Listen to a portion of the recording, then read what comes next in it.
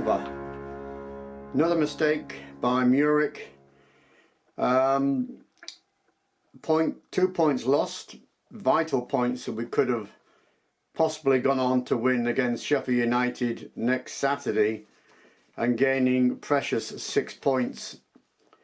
Having Luton losing and Sheffield United losing and Nottingham Forest drawing, we had the opportunity to actually win this match and go on to get 6 points before we faced Tottenham United and Newcastle, and then Nottingham Forest in the last game, but it wasn't to be. Desperate times for Burnley now. Burnley 1, Brighton 0. Burnley went with a 4-4-2 and Brighton went with a 4-2-3-1. 3 o'clock kickoff at Turf Moor on the 13th of April 2024. This is Let's Talk Burnley Football Club number 133. Not many to go now, another 6 possibly. Right, the previous game, Brighton 1, Burnley 1. Alderbert scored for Burnley. Referee was Simon Hooper. Okay, MURIC was in goal. Assignon, Ekdal, Esteve, Vintinho, Foster, Cullen, Berg, Brun-Larsen, Alderbert, Fofana.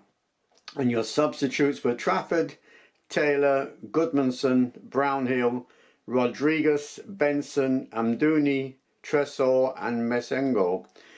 So during the game, I've written it down here, the substitutes. The 45th minute, Vintinho was replaced by Taylor. Fofana on the 62nd minute was replaced by Rodriguez. And in the 67th minute, Ekdal was replaced by Brownhill. And in the 86th minute, Larsen was replaced by Tresor. So, in a game of few chances, Burnley had the better of them in the first half. Brun-Larsen missed a tap-in.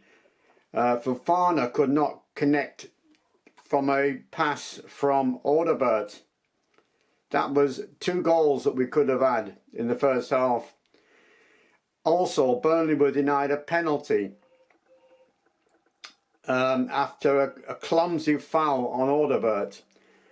And in the second half, Rodriguez went close. The Burnley defence was solid throughout. They did a very good job, but Brighton were not a good opposition, really. They weren't playing that well at all. The goal by Brownhill in the 74th minute was a fortunate one, a rebound from the goalkeeper, but he did actually chase the ball and connected, so Burnley deserved that one.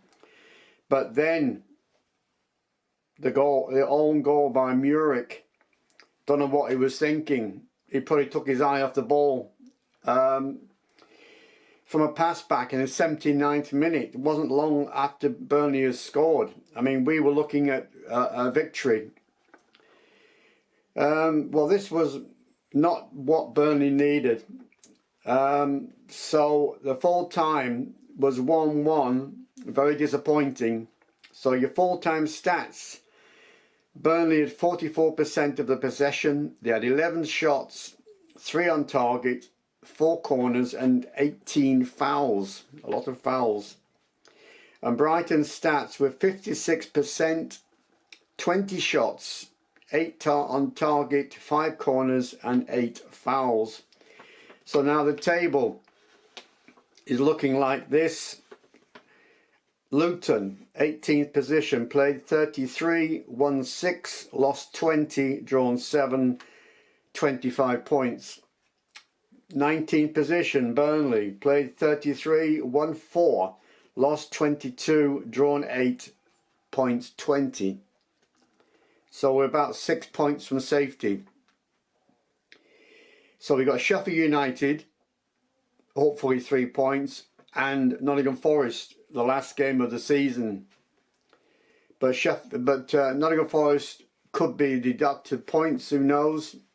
Could put them in a position where they are in the actual bottom 3 at the time, or even after the actual final play of the Premier League, they could be deducted points. So let's see if Burnley can get 6 points from those 2 games. Again, 1 Sheffield United and 1 Nottingham Forest. It could help us, who knows? Right, 20th position, Sheffield United played 32, won 3, drawn 22, lost 22, drawn 7, points 16. Right, so now we have the running, the complete amount of games. I've got it here. So the next match is next Saturday, 20th of April, away at Sheffield United. Again, a must win. A week later, 27th of April, away at Manchester United. On the 4th of May, we are home to Newcastle United. On the 11th of May, we are away at Tottenham. And the final game of the season, we are home to Nottingham Forest. So as I said before, possible 6 points coming up. But we must win. We must win these games. And possibly even get a draw against the rest, which I doubt, but you never know. So you know what happened yesterday. The results was Luton lost 5-1 to Manchester City. Nottingham Forest got a draw against Wolves 2-2, and Sheffield United lost 2-0 to Brentford. It's looking dire. It's looking close.